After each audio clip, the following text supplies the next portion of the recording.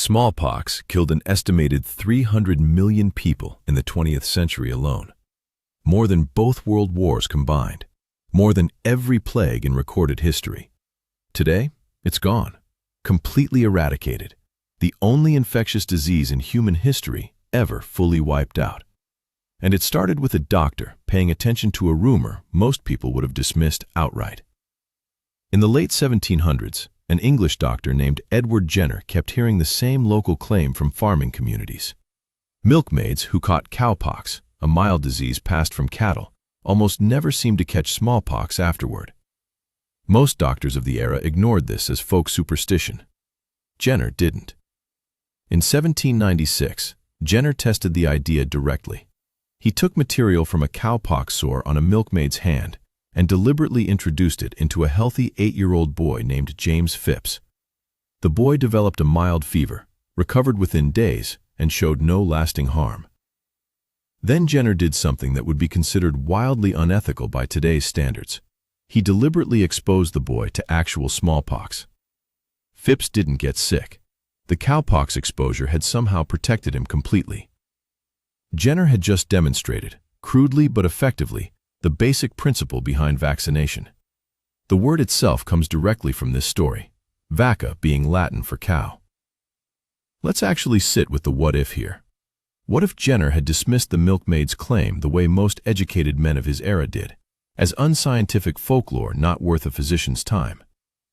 The delay could easily have stretched decades, possibly longer, depending on when someone else eventually took the same rumor seriously.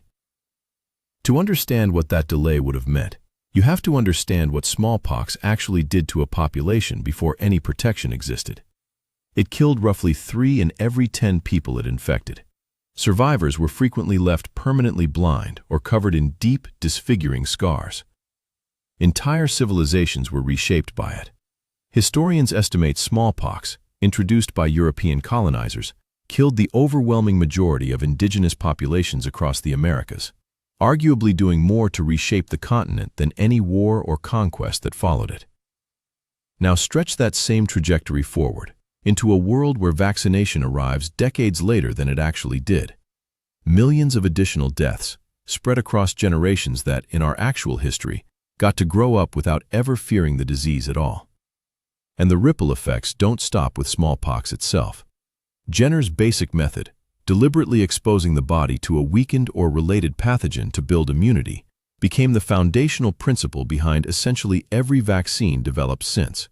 Polio, measles, tetanus, and eventually, the vaccines developed at record speed during recent pandemics, all trace their core logic directly back to one doctor and one milkmaid's rumor.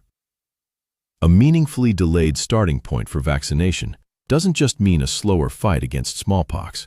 It likely means a slower foundation for the entire field of immunology, an entire branch of medicine built on principles Jenner was simply the first to test rigorously. There's an uncomfortable postscript worth including here too. Jenner's experiment on 8-year-old James Phipps would never pass a modern ethics review. Deliberately exposing a child to a potentially fatal disease, without informed consent as we understand it today, represents exactly the kind of medical experimentation modern safeguards exist specifically to prevent. Which leaves an uncomfortable tension sitting at the center of this story. The breakthrough that eventually saved hundreds of millions of lives began with a method that, by today's standards, should never have happened at all. Progress and ethics don't always arrive on the same timeline. Sometimes the thing that ends up saving nearly everyone starts with a choice that would rightly be condemned if it happened today. Jenner didn't know he was ending a disease that had haunted humanity for thousands of years. He just refused to dismiss what the milkmaids kept telling him.